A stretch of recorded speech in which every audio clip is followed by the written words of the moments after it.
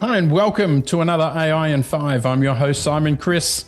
Joining me today from Sydney is Tomas Haffenden.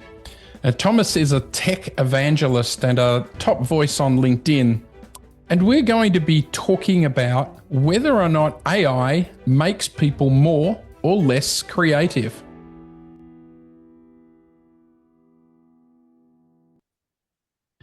Hi, Thomas, and welcome to AI in 5. Thanks for joining us. No problem at all. Very pleased to be here. Now, you're one of the few guests I've had on that doesn't necessarily have AI in their job title or whatever, but I know you're heavily into this space. And the thing that I wanted to talk to you about is there is a lot of talk out there, a lot of chatter around AI is making us all less creative. What's your take on that? I think that I stand very much in the opposite camp to that. I think it is holds the ability to supercharge our creativity. I think with the caveat that I guess my stance on that is it's likely to create what I call a tsunami of shit because I think it Okay. does such a good job I think that's a of technical term in AI. Yep. it's a technical term that I've coined.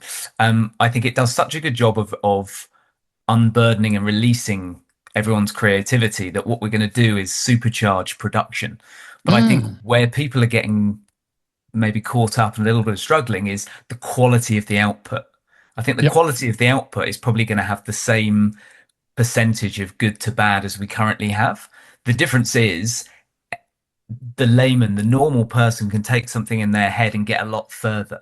It Yeah. wasn't long ago that someone could have an idea of going, wouldn't it be amazing to do a beautiful pencil drawing in the style of my favorite artists of my cat, for example? But Mm. unless you had the ability to do that yourself or the money to pay someone who does have the ability to do that self, that's always an unrealized concept. Yeah, I've got to say, I created an image recently of a woman in a vineyard, and I thought it was a beautiful image.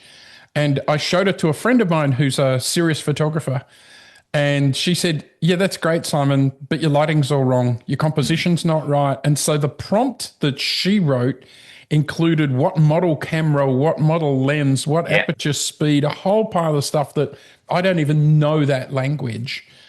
So is that what you're seeing, that the creatives are becoming more creative, or have we just spelled out the death of photographers? No, I think it's quite the rest. I think you're absolutely right. Anybody who's explored Mid-Journey and the various other things and looked at the difference between a good output and a bad output, it's obviously always derived around the prompt. And I think what it makes people realize, it sounds like you've gone through this, and I've certainly gone through it myself, is that my description as a non-professional photographer of Yep. what I want versus a expert's description is poles apart because they're talking about lens and this particular type of camera and this particular type of film and this particular angle, Yeah. etc., etc. And so I think what it does is it shines a very bright light on the power of those expertise and why you're always going to need somebody who kind of knows what they're doing in order to get the most to realize the fullest potential. I think there's the idea of, obviously AI works on an idea of tokens, and there's this notion of super tokens that are worth so much more. It's I had anybody who's seen those fantastic images from above where everything on the screen is beautifully laid out equidistant. So you might have, I don't know, 20 pieces of technology, like everything that's Mm. inside your backpack, but it's all laid out. I was trying to get the image generator Sora actually to do that for me, and I was taking ages, and I just couldn't get it to do it quite the right way. Little bit more research, I realized that that's called knolling, Mm. Knolling. I didn't Knolling. know that, Okay. but it has a specialist term. And what that kind of realization for me was the fact that you need to learn the language. And I think that's the most interesting thing about the way we're communicating with this technology and LLMs in general is the fact that even those of us with a reasonably well developed vocabulary are woefully lacking in what we really need to learn. If we're going to communicate using language, our understanding of language needs to be supercharged. What's the difference between stunning and beautiful, for example? Mm. There probably is one. There probably is some very nuanced technical difference between those two words, but colloquial use means we use these words interchangeably.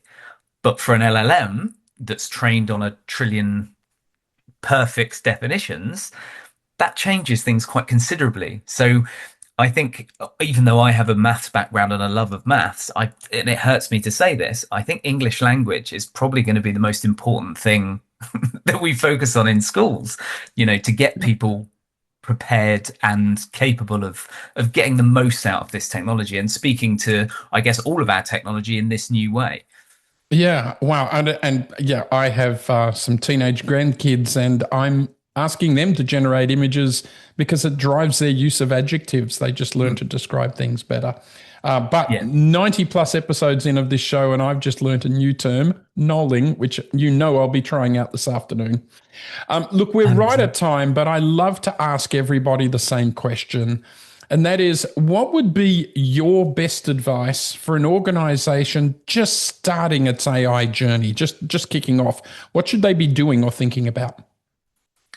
I think it's got to be about taking risks, but I think those risks need to be mediated and embedded.